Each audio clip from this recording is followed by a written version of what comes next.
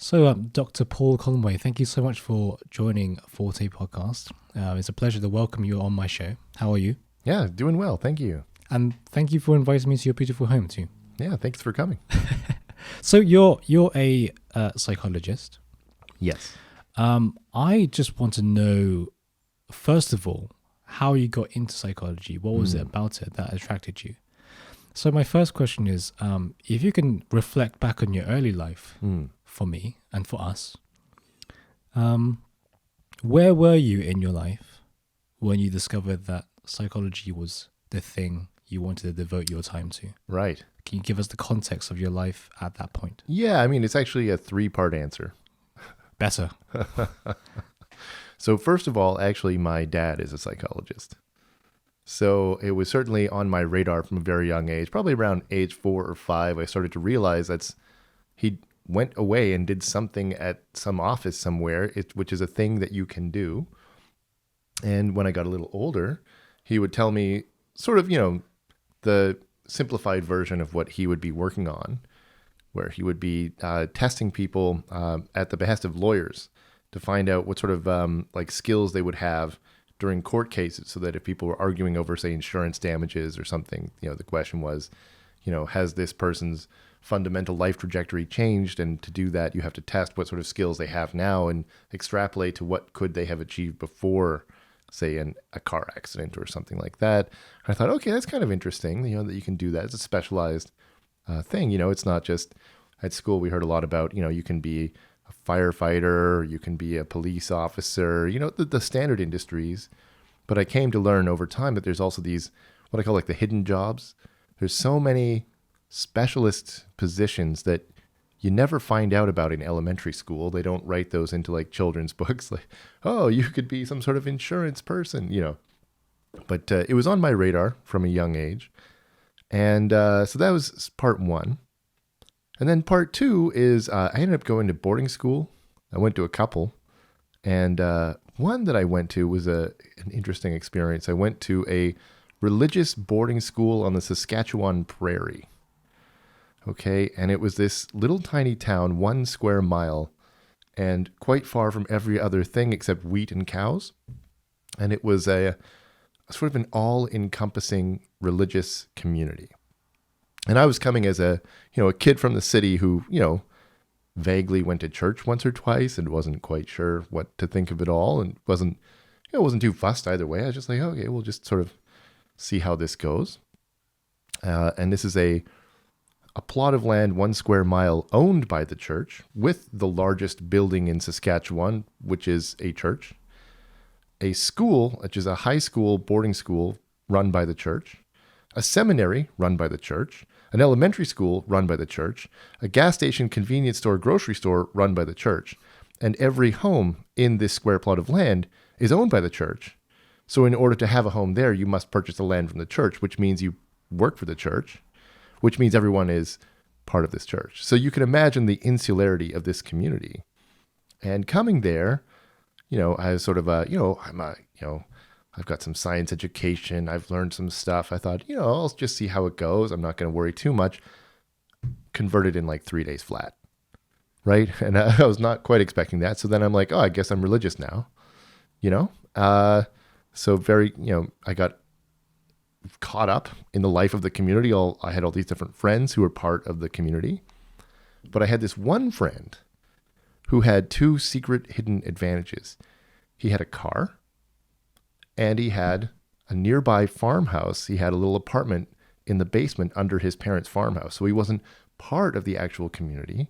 He was able to drive home away from this tiny insular town where everybody was part of one community. And so we would go out there on the weekends, and we would start doing all these illegal things, like listening to like Nirvana, or watching R-rated movies like Interview with the Vampire, and otherwise, breaking the pretty strict religious doctrine of the tightly insular community. And I ended up basically living 2 lives, and the one in my standard life, I was sort of this nice, good, religious kid, upstanding member of the community, doing my classes and my schoolwork and going to church 6 days a week was what was required there. And on the other, I had this sort of shadow life where we would go and like We would break the school rules by playing this horrible game called Dungeons and Dragons, and we would otherwise, break all the conventions. And I was like, this is really fun. This is really cool. And it was fine for a month or two. And it all eventually came to a head where our secret cabal of Nirvana listening to groups of people, we were unearthed by the good religious community. And everything came to a head. And I realized there was this whole sort of powerful experience of, which social group am I really a part of? And how is it that these different people feel so strongly and so passionately different about life and like, which member of a community am I in? And what's my identity as a member of this community or that community? And all of this seemed really like a powerful experience to me. And I was thinking, like, all of this is happening in people's minds. I had to work very hard over time, like a lawyer, arguing that we shouldn't be expelled from this religious community because we weren't technically breaking the rules, we were merely bending them. And it ended up being fine in the end. But I was actually moved to a different school not long thereafter, so it was just an interesting experience overall. So that was part 2. And then there's part 3, where then a year or two later, because that was all grade 11, a year or two later I ended up at university.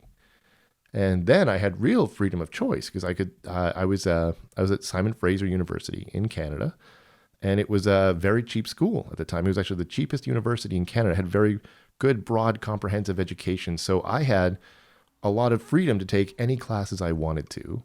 I could, I was pretty broke, but I could afford, because the credits were so cheap, to just dabble. So I dabbled. And what I decided I would do is, based on both these experiences in high school, and also knowing what my dad did for a living, I could take some psychology courses, but I could also take anything else. And I knew that probably I wanted to do psychology, but I thought, if I find anything else I want to do that I like more, then I'll do that instead. So then I took anthropology, history, geography, biology. I took 13 different faculties worth of courses, all that stuff. And I liked a lot of it. And sometimes I was tempted, to maybe I'll switch my major, but I always took some psych courses and I always kept coming back to it, because psychology is really about what people think about stuff, which is what people think about everything in the world, everything in history, everything in life. That's what we do. So I ended up here, still doing it. Yeah. And people's sort of the psychology of leaders is what changes the world. Oh yeah, absolutely. For, in unprecedented ways sometimes. Oh yes. Yeah. What was it about specifically? I'll ask this question first, but I want to go back to your story of how you came to like psychology during your early years. But I'll ask this question first. What is it about psychology specifically that seems beautiful to you? Or it's something that you always find yourself gravitating towards. Right. So sometimes I challenge my students in a class. I draw a circle on the board, and I say, "What do you see?" And they're like, "Well, it's a circle." They're very confident. And I'm like, "Is it really a circle? Is that what you see?" Because technically what's going on is you're looking at this object, and then light waves are bouncing off of this, chalk that I've put on this thing. And then it's hitting your retina, and then it's sending signals through the thalamus, then back to the visual processing center. And then different cells are firing, saying, I'm detecting a line, I'm detecting a curve, I'm detecting a change in, visual perception here and there. And then it's processed further. And you end up trying to match it cognitively to what experiences have I had in the past that help me understand the visual information coming in broken down by my visual neurons right now. And eventually you match that online visual experience to past experiences you have, and then you connect that to this name of an object that you have, which is, oh, I know there's this round thing, and in the past I've learned that's called a circle, and I'm interpreting my current information as similar to that enough that I then interpret this as I'm seeing a circle. And the thing is, that's actually happening every second of every moment of every day with everything you see. You don't see a car on the road. You see an object that you interpret online as a car coming towards you, but you could be wrong. At any moment, everything that you see in the world, everything you hear, everything you process, you're interpreting. And we are all so confident in our abilities to interpret the world in an online sense that we don't mind driving at 100 kilometers an hour on the road or whatever it is, that we feel that confident in our abilities. But All of that is interpretation of the world. And so all of your experience and my experience and everyone's experience of the world is not the actual world. It's our interpretation of the world. And the way we interpret things can be shifted depending on what are our motivations, how do we view ourselves, who are the people we care about, what do we want. You know, all of these things can influence the way we interpret this information, and sometimes it can lead us down one pathway or another, and it can have these reciprocal influences. A lot of psychology is about these spirals.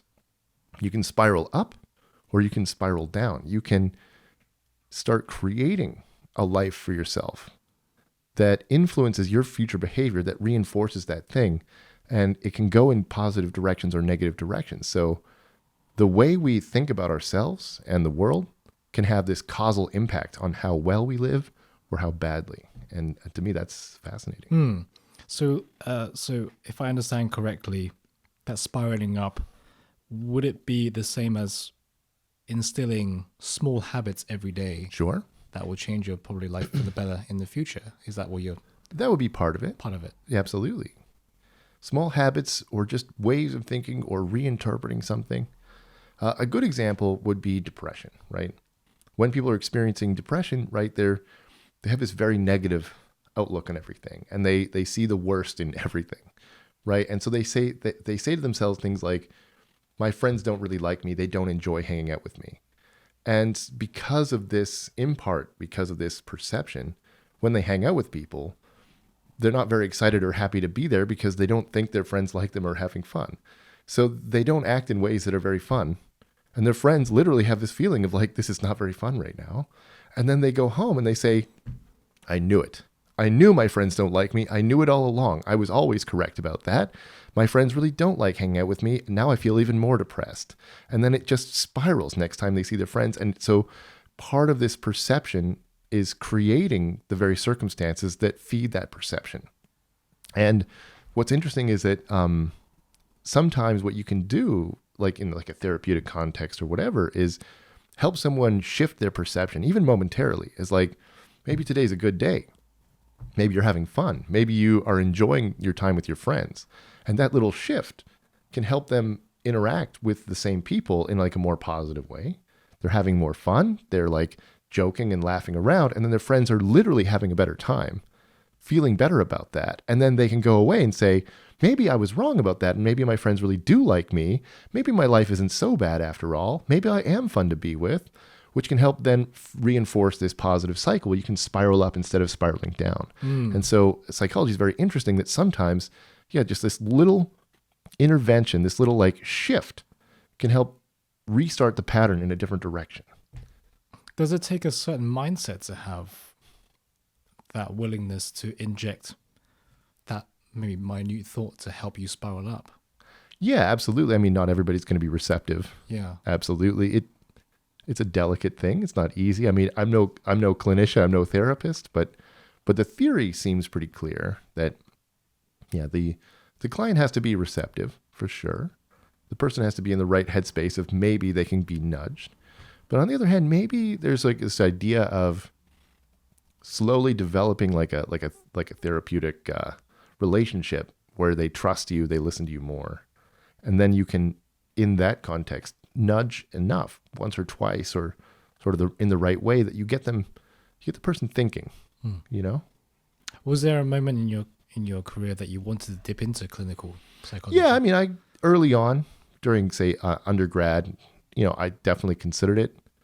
And what I realized is that I might be good at it, but spending all day, like I have a lot of colleagues who say, I used up an entire box of Kleenex today in my office, sometimes more than one. And I thought, like, living with that level of distress all day, every day, like I'm too empathic, and that would be toxic for me. And so luckily, in the more sort of research academic side of things, you can understand this stuff and talk about that and like liaise with clinical colleagues and hear their stories. But I don't have to live it every day. I can go and like read stuff and write stuff and, enjoy myself more. Yeah. It must take an emotional toll. Oh, Yeah. huge. Yeah. Absolutely. Yeah. I want just to go back to your upbringing. You mentioned that you lived two lives. You lived by two sets of books. And how has that sort of affected you interpersonal relationships? You know, being able to see, I guess, both sides of the same coin. Right. Yeah, it's a very interesting question. Yeah, it definitely made me realize that I need to have empathy for people and to try and, like, we call it perspective taking, trying to understand the world from their point of view, because so many people they've built this sort of mental world that lines up neatly with the other people they like and they care about. And there's actually a very interesting study I read when I was in undergrad showing that first year students who came to university, I think this was done at a university in Kansas. So, you know, farming community, wheat as far as the eye can see, not so different than, say, rural Saskatchewan. And as you can imagine, a lot of kids were coming from sort of like rural backgrounds. They probably were like leaning more conservative, whatever. And they came to university, and slowly over the course of the year, they measured like their attitudes, what they cared about, what sort of like their political thoughts were, but other thoughts as well. And they showed that over time, over this year, people's attitudes slowly shifted, and they weren't personally aware of it. They felt they were the same person with more or less the same attitudes, but it was measurable. And the way that their attitudes shifted were to line up more or less with the people they were spending the most time with.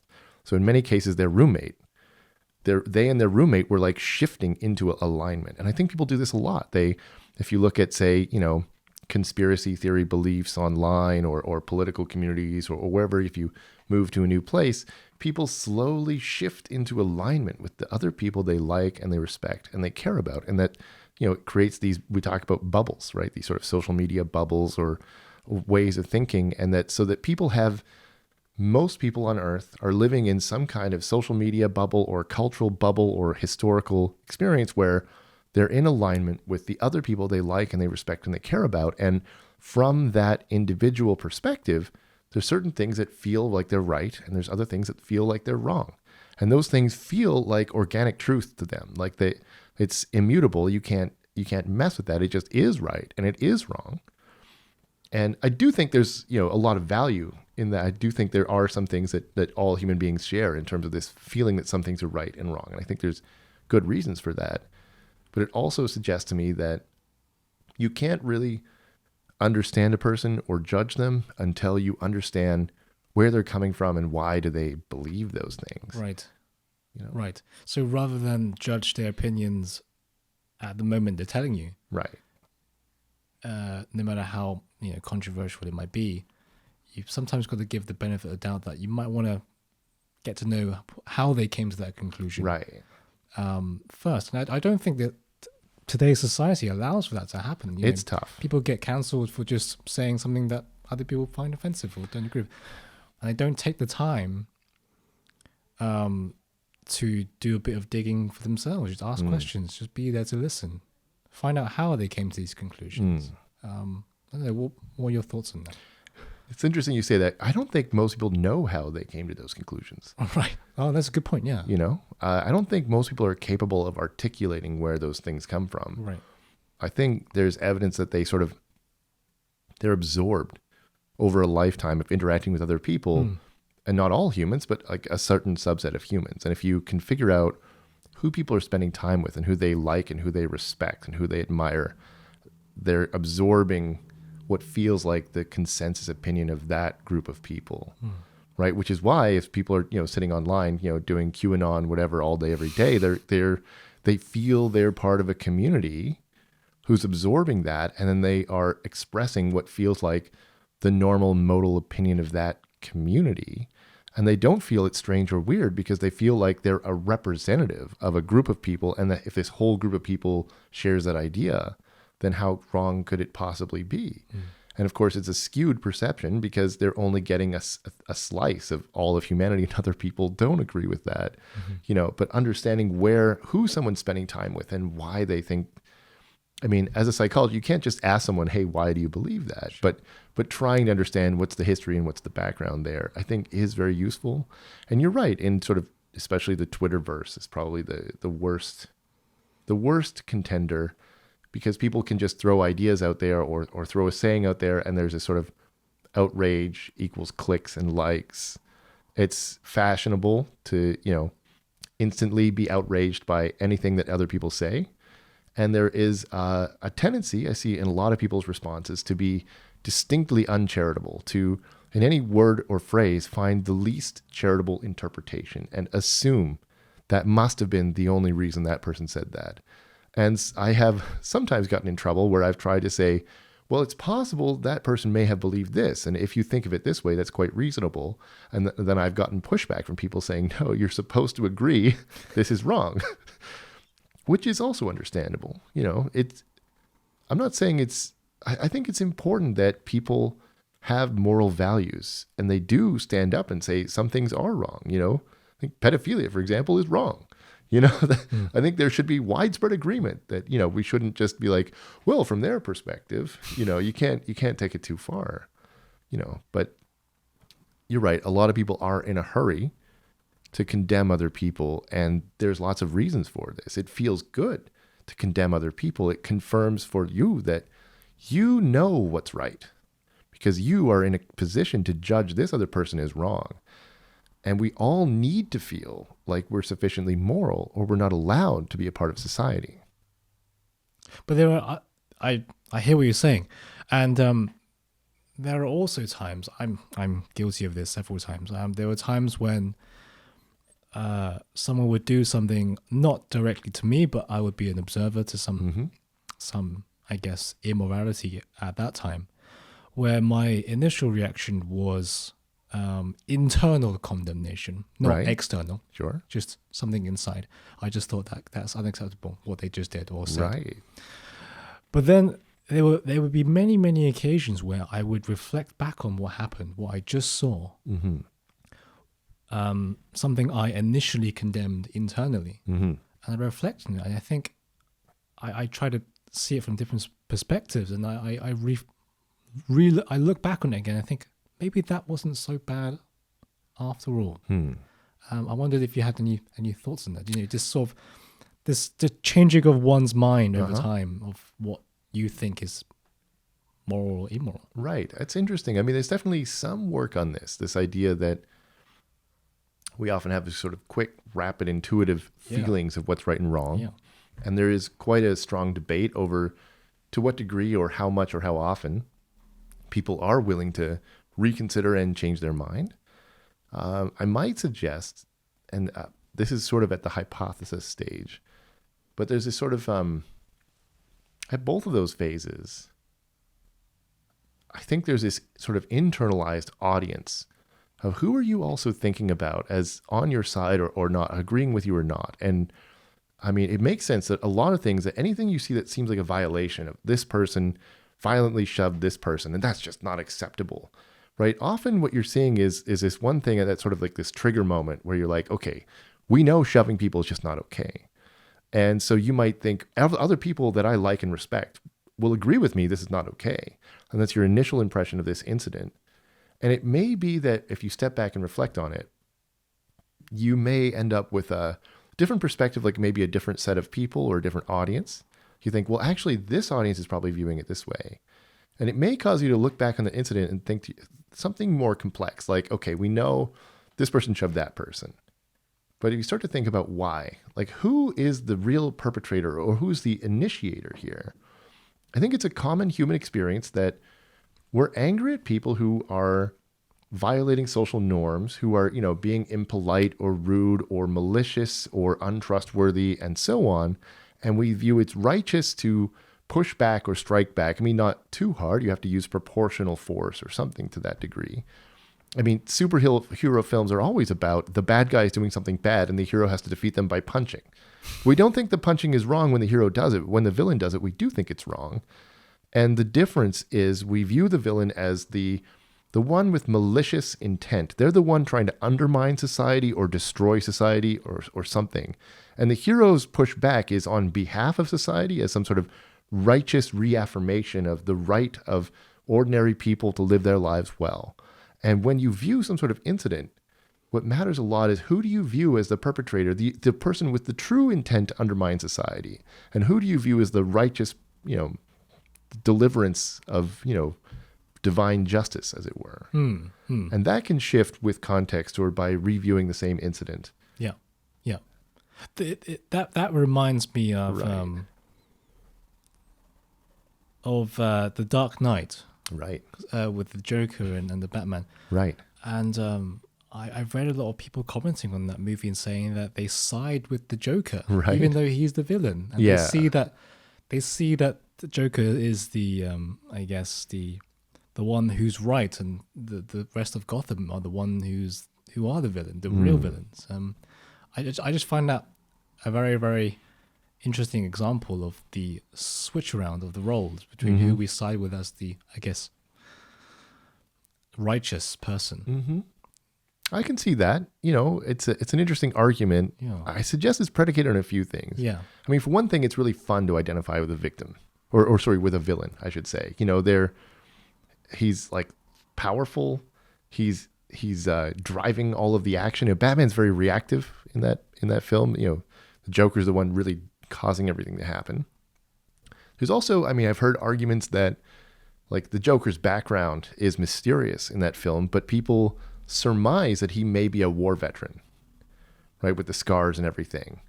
And if so, there's an implication that he was, naively recruited by his government, sent to war probably against his wishes or will, ruined and destroyed by his government, and he's nursing what, from that perspective, feels like a legitimate moral grudge against society for ruining him in that way.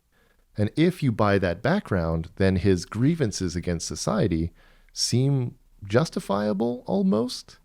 I mean, he's still arguably using disproportionate force, right? So they do make it clear that he's like, he can't be viewed as good, but it becomes more understandable because many people also feel like society has unjustly used them up, betrayed them, ruined their chances of a good life.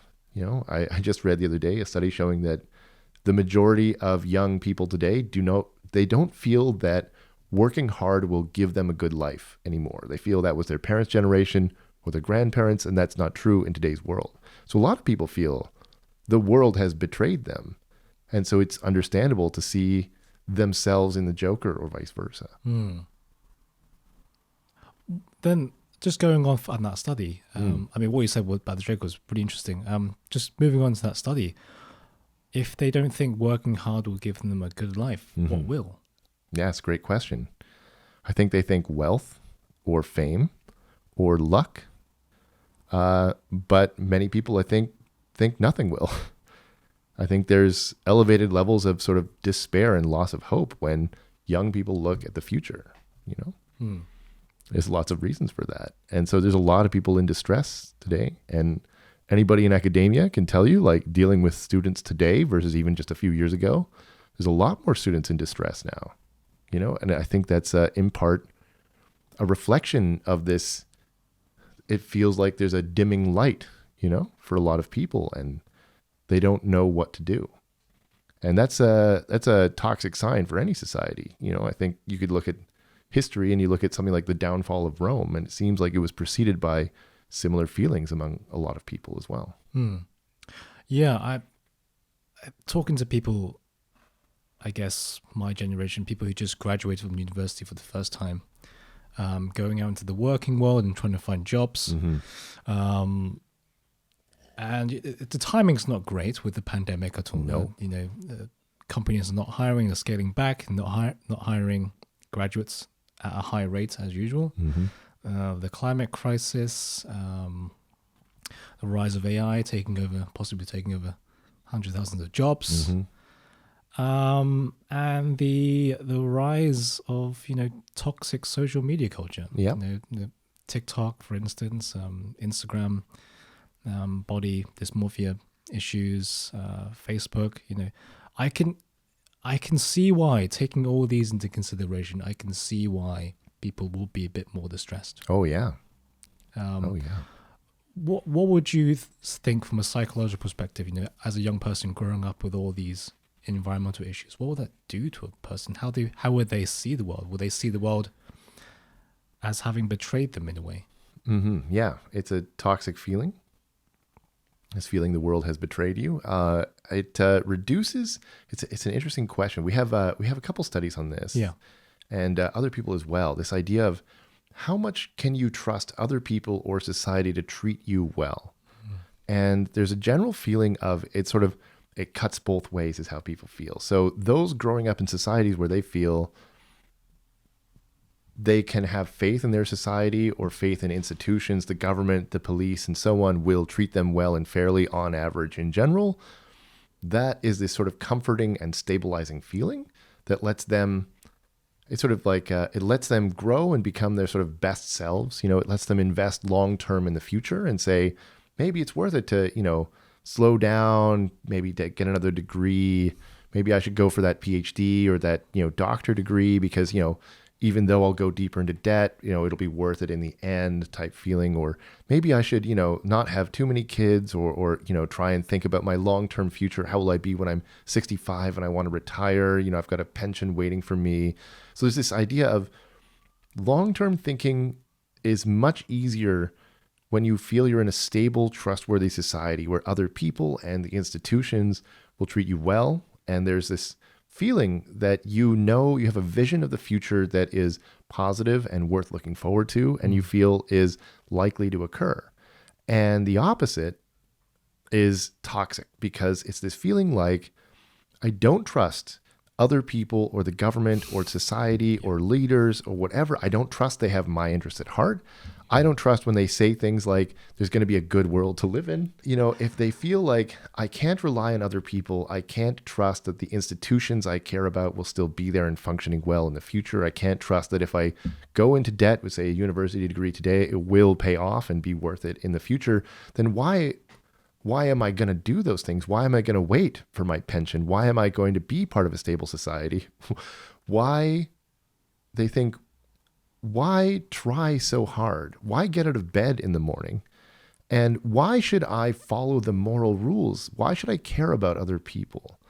So intriguingly, we found that when people report that they have this sort of stable childhood background, we have a way of measuring sort of their moral concern for other people that tries to get at sort of how much are they sort of empathically concerned about individual targets and want to focus on the well-being of specific people, and also somewhat separately, how much are they thinking carefully about the overall well-being of groups of people or society?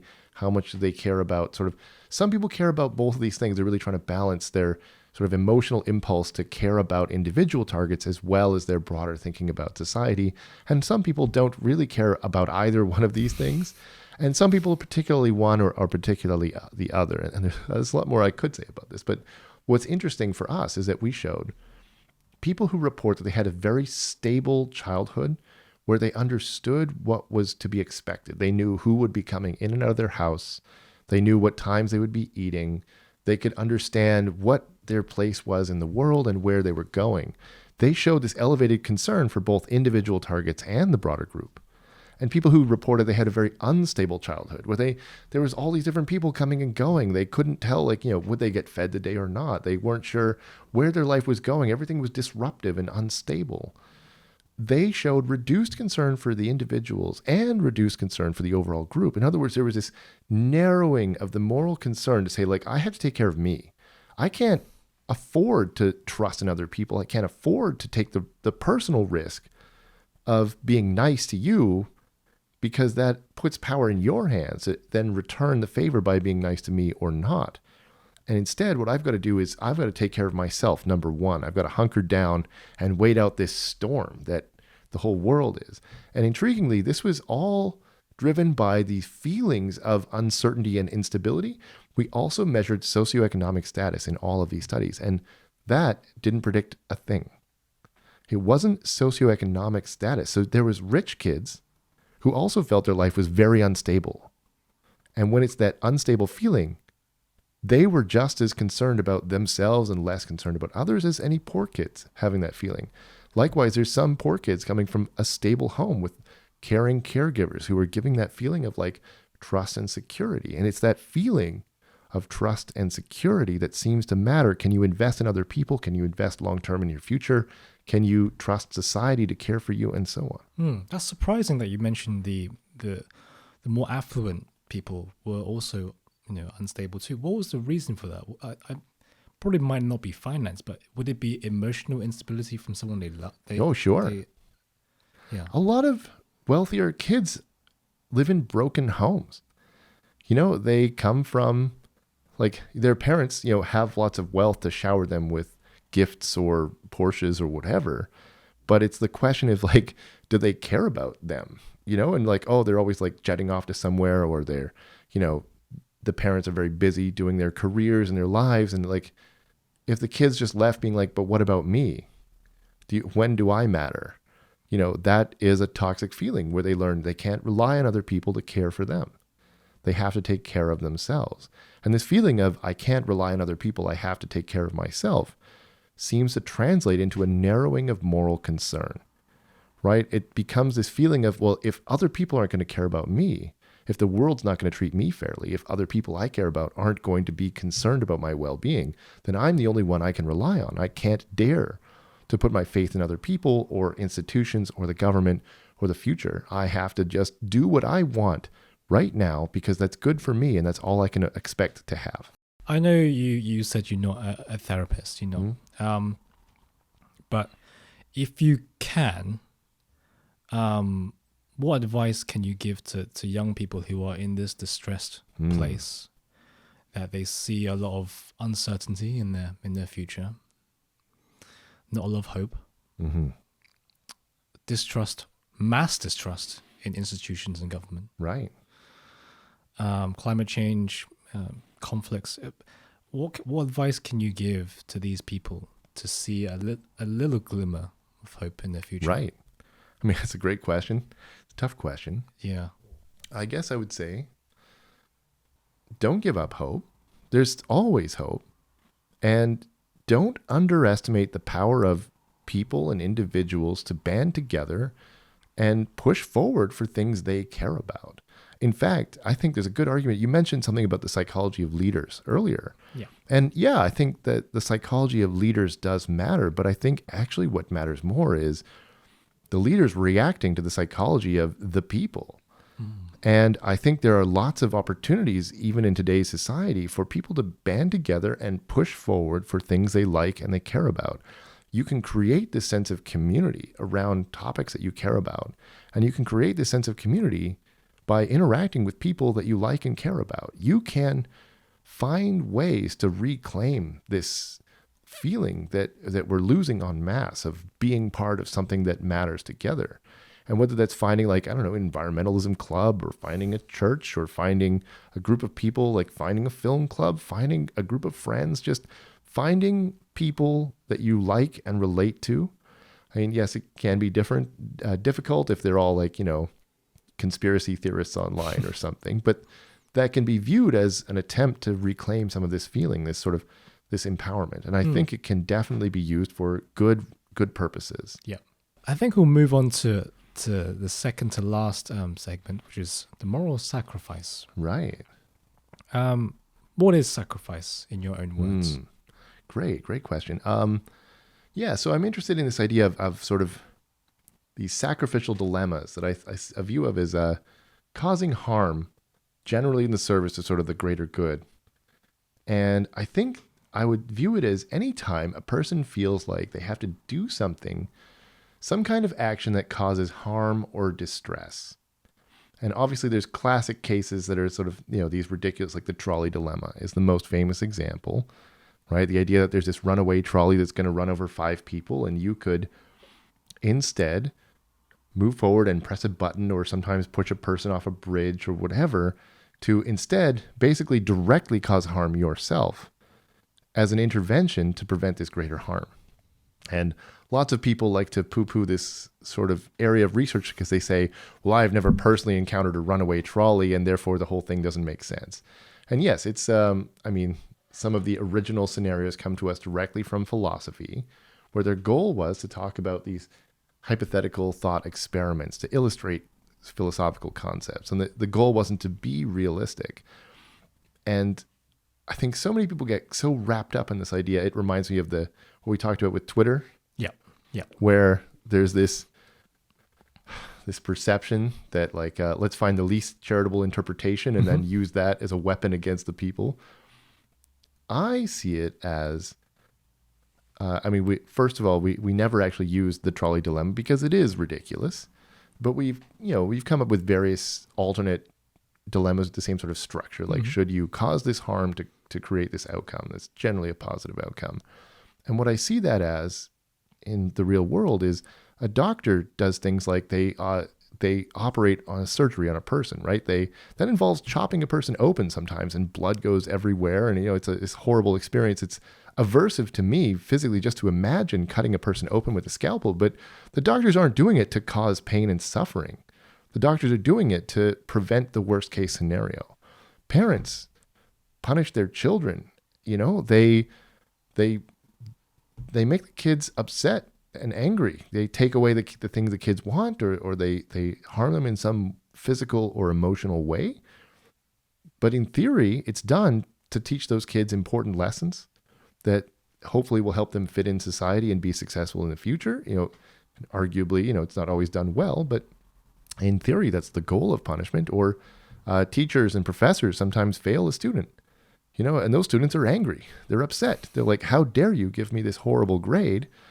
I want better than this. I want to be treated better than this. But they're not doing it to cause harm and suffering. They're doing it to hopefully make the world better. Police officers in the line of duty cause harm and suffering. They harm people. They sometimes kill people. And yeah, sometimes they do it poorly, or they, maybe they're harming too much or all that. But in theory, we empower people like police officers and judges to like cause harm and cause suffering in order to have a society that functions better. And if you have a society that has no law or no police of any kind, it's probably not a society you want to live in. Yeah. So all over the place in the medical community, any leader or decision maker, any parent, any teacher, any police officer, or anyone else empowered with the ability to cause harm or damage or suffering in some ways, faces in real life these kinds of questions. Should I make this person upset and distressed? Should I use force in this case, or should I use emotional damage in this case? And people have to evaluate, is this acceptable? What is the outcome? Is this worth it? It's I think a common human problem. Going back to the idea of sacrifice, maybe not to someone's physical health or emotional health, but sacrifice of opportunity. That's something I want to just explore first. If it's possible to share a moment where you had to endure a sacrifice of your own, an opportunity, for example, or sacrifice, an opportunity for some other thing in your past, career or in your life. Right. Okay. So one thing about the life of an academic is, if you devote yourself to really trying to achieve the most that you can in the academic lifestyle, it requires moving away. And that means, every few years, you pack up everything you have, you say goodbye to basically everyone you know, and you shift yourself all the way across to some other new place or all the way across the world, and you have to start over. And that is hard on a person. The normal human thing is to develop these relationships and these friendships, and people know each other, and you're part of a community. You're very embedded, you're connected, and you feel like you know where you belong. You know how you relate to people. The people know each other. You're embedded in this community context, and then you just have that ripped away from you. And then you're all alone. And yeah, there's, many advantages of that too. You can sort of reinvent yourself to a degree. You can find out new things about new places. You can see new perspectives, and on all that, you learn new things. But especially in the life of it, I was in Vancouver. I was very happy, ripped away. Then I had to go to London, Ontario. And then I developed a new life. I was very happy, then ripped away. Then I went to Germany, and then I developed a new life, and I was very happy, and then ripped away, went to Florida. And now I'm in Britain. It's every few years you have to start over. And I mean, ultimately, many people don't go that far, or they end up rebounding back to where they were. But in so many cases, there's this trade-off, right? So I've had friends who said, well, I'm only going to do a job search in academia for something within, 1,000 miles of where I currently am, which is still far. But by limiting yourself geographically or in terms of your time, your search, you're really limiting the opportunities that are available to you. And some people might find the perfect opportunity that matches their home ambitions and their career ambitions and so on. But almost everybody I know has had to compromise one or the other. They've had to, move away from partners, or they've moved away from social situations they've liked, or they've compromised their career. So they end up taking a job at an institution that's lower tier than they otherwise would be at, because that's the only way they can stay with friends and family. And so, yeah, I've experienced that in my whole life. And generally what I chose, I had the privilege of choosing, was that I'm going to try and maximize my career opportunities. And I know a lot of people that didn't have that option, didn't have that privilege, or didn't want that. And they've sacrificed in other ways. Was there an opportunity at that time you didn't get but wished you had gotten, but in hindsight, you're glad you didn't take it? It's interesting. Yeah. I once interviewed at NYU in New York, which is a really prestigious school.